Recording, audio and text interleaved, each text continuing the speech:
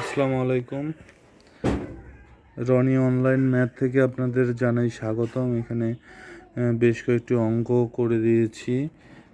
3 a 4 হয়েছে, এখানে 4 আর 3 7 হয়েছে, এটা যোগ করে 10 হয়েছে, এখানে 15। কিন্তু 19 নম্বর অঙ্কে এখানে আলাদা চিহ্ন, এই একই রকম চিহ্ন যোগ হয়েছে। আগে 10 থেকে 9 বাদ দিলে এক্স, এখানে 9 থেকে 6 বাদ দিলে +3y, এখানে আসতেছে 10। ঠিক আছে, এই অঙ্কগুলো এভাবেই করতে হবে, যোগ অঙ্কগুলা। এখানে কিছু বড় অঙ্ক রয়েছে, যেমন 22 নম্বর অঙ্ক যদি আমরা দেখি,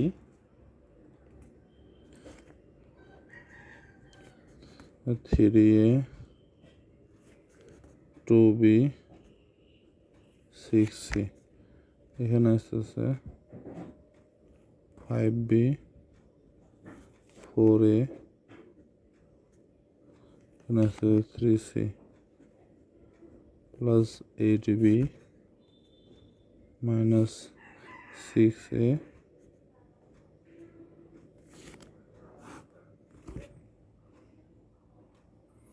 এখানে আবার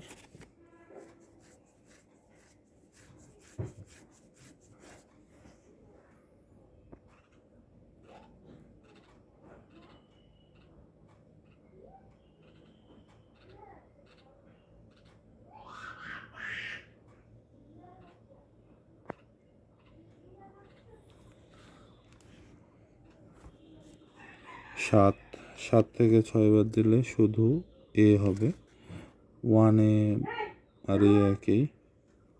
8 আর 2 10, 10 থেকে 5 বাদ দিলে হচ্ছে 5b 4 আর 3।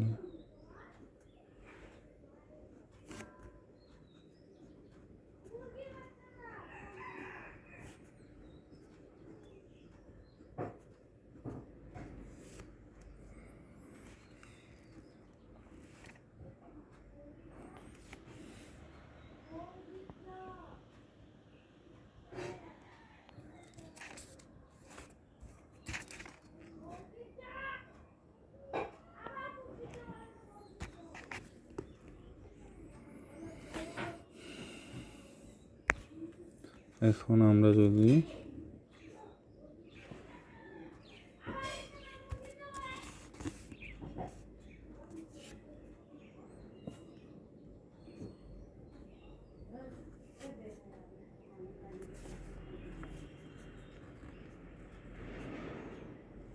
Two x cube 9x square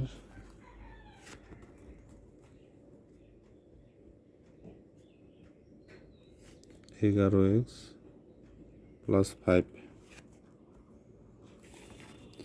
এখানে আসতেছে x cube 7x square -8x -3, এখানে আসতেছে আমার x cube 2x square -4x + 1।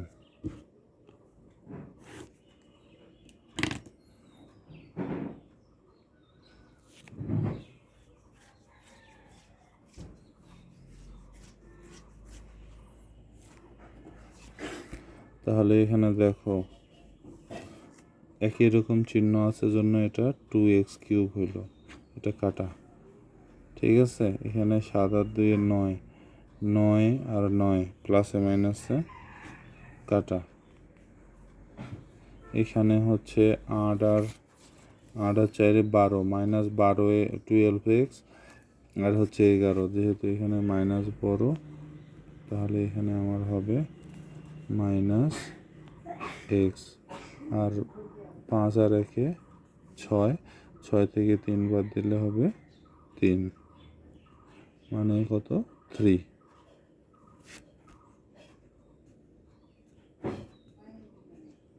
আলাদা কালির ব্যবহার করছি লেখার শুধু সুবিধার জন্য, তোমরা কালো কালি ব্যবহার করবা।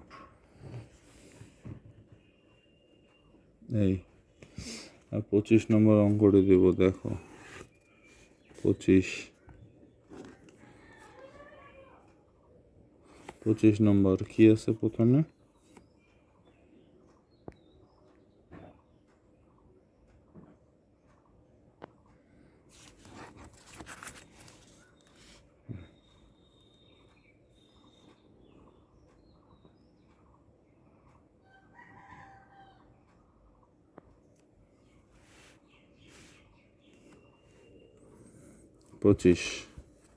পঁচিশে আছে আমার এখানে x square minus 5x plus 6, তাহলে কি আসতেছে x square plus 3x minus 2, এখানে আসতেছে x square plus x plus 1, এখানে আসতেছে x square plus 6x minus 5। এখানে যোগ কিন্তু আলাদা চিহ্ন যখন হবে তখন কি হবে, এই জন্য এই যোগ্য অঙ্কগুলো সবার জন্যই গুরুত্বপূর্ণ। এখানে কোনো চিহ্ন না থাকা মানে 1 থাকা, 2x স্কোয়ার এটি কাটা। তারপরে এখানে এই যে দেখো এই অংশটার মধ্যে কোন অংশটার মধ্যে তোমাদের বোঝার জন্য দিলাম, এই যে এই অংশটা পুরোটাই একই রকম চিহ্ন, তাহলে এই সবগুলোই যোগ হবে।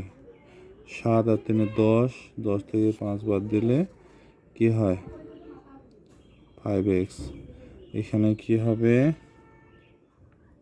এই যে এই দুইটা যোগ হবে আর এই দুইটা যোগ হবে আলাদা আলাদা। হ্যাঁ, তোমাদের শুধু বোঝানোর জন্য আমি এগুলো ব্যবহার করছি। তাহলে হচ্ছে কি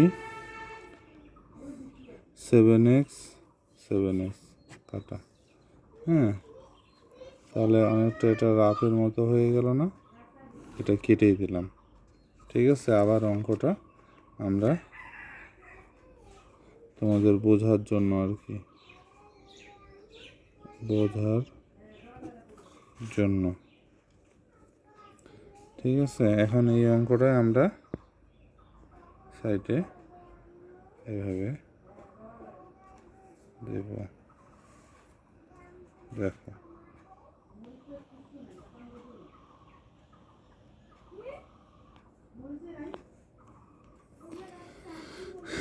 25 নম্বর অঙ্কটা কি আছে এখানে, x square minus 5x plus 6, এখানে আছে x square plus 3x minus 2, এখানে আসতেছে x square plus x plus 1, এখানে আসতেছে x square plus 6x minus 5। এখন তাহলে এখানে এই দুটো চিহ্ন একই রকম হওয়ার কারণে এটা কাটা। এখানে হচ্ছে 3 আর 1 4, 6 আর 4 4 10, 10 থেকে 5 বাদ দিলে হবে 5x। আর এইদিকে এই যে এই চিহ্ন আর এই চিহ্ন 7, 6 আর 1 7, এটি কাটা। তাহলে আমার অ্যান্সার কি হবে,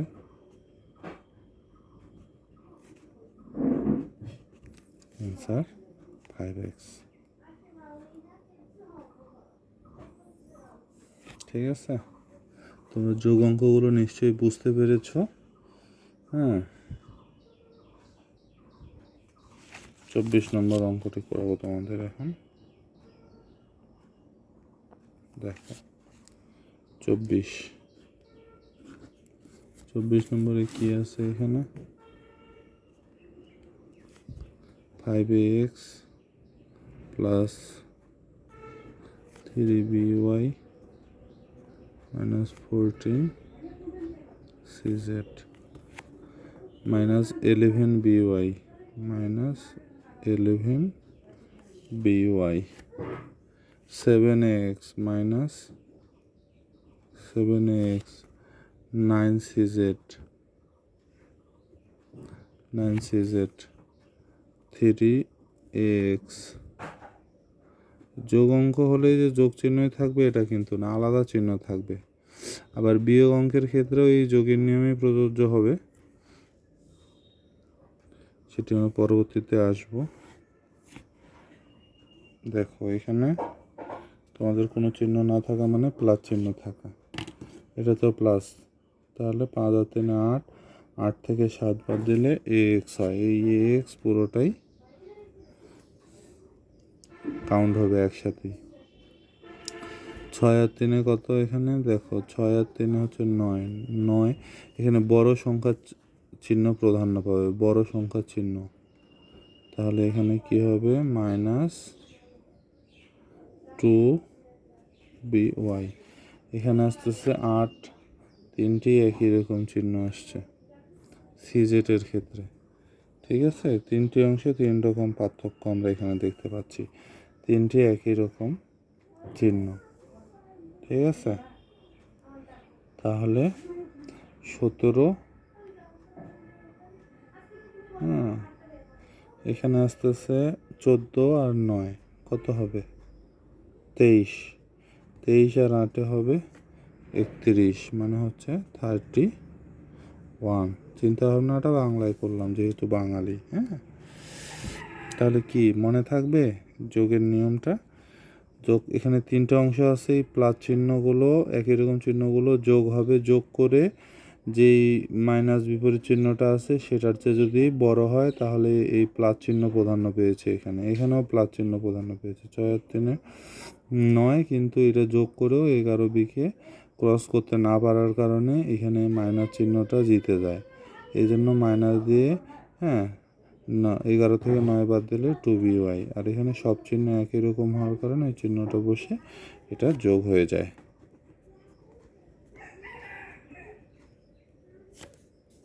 এই যোগ অঙ্ক এই পর্যন্তই থাকলো।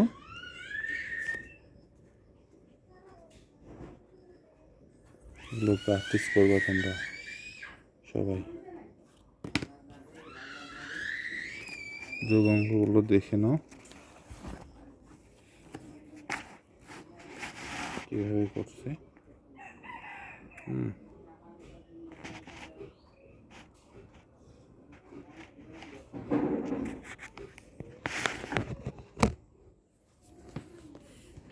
যোগ অঙ্কগুলো তোমাদের সুন্দরভাবে দেখাবো।